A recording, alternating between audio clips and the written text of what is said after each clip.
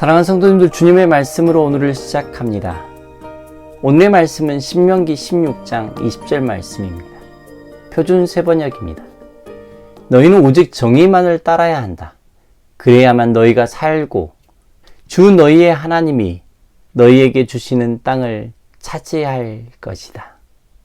오늘의 핵심은 오직 정의만을 따르라입니다. 신명기 16장 무교절과 연결된 6월절, 77절 그리고 초막절에 대한 이야기 후에 두 가지 지침이 등장합니다. 먼저는 지파마다 재판관과 지도자를 세우라는 것입니다. 두 번째는 목상, 석상을 세우지 마라, 우상을 세우지 말라는 명령입니다. 이것이 정의만을 따르라는 오늘의 핵심과 어떤 연관이 있을까요? 정의는 하나님의 것이지만 사람에 의해서 실현되어집니다. 그것도 주님의 마음을 본받는 사람에 의해서 실현되어집니다. 모세만이 할 수 있는 일이 아니었습니다. 모세가 감당하는 일이 있었습니다. 그런데 시간이 지나서 각 지파에 재판관과 지도자가 세워져서 해야 할 일이 있었습니다. 이들은 지배자가 아닙니다.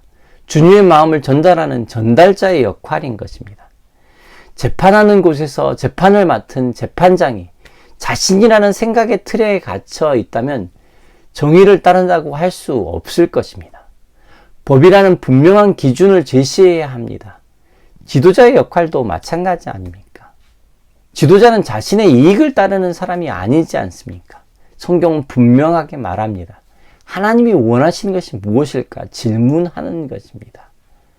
오직 정의만을 따르라. 두 번째, 목상과 신상을 세우지 않는 것입니다. 우상을 만들지 않는 것입니다. 하나님이 싫어하시는 일입니다. 하나님은 우리가 달래야 하는 신이 아니십니다.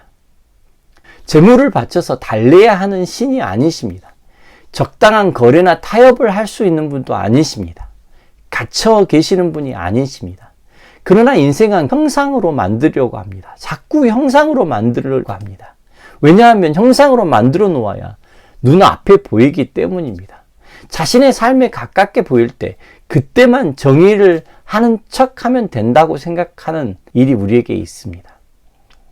자신의 삶에 가깝게 보일 때 그때만 정의를 행하는 척하면 모면되는 것이 아니라는 것입니다. 하나님은 우리 앞에 계십니다. 우리의 삶의 길을 인도하십니다. 오늘의 핵심, 오직 정의만을 따르라. 정의 안에는 엄함만이 있지 않습니다. 하나님의 정의에는 우리의 행복이 있고 우리의 즐거움이 있고 하나님이 우리를 인도하시는 인도하심이 있는 것입니다. 늘 주님을 경외하는 것이 지식과 지혜의 근본임을 잊지 않는 것입니다. 오늘 우리가 살아가야 할 길입니다. 코로나19가 확산되어 가면서 인생이 설치한 CCTV에 우리의 동선이 항상 노출되어 있다는 것을 우리는 알게 됩니다. CCTV만 피하면 되는 것이 아닙니다. 우리는 우리가 하나님 앞에 있다는 것을 잊지 않아야 합니다. 우리의 삶에서 말입니다. 너희는 오직 정의만을 따라야 한다. 이 시간 다 함께 기도하겠습니다.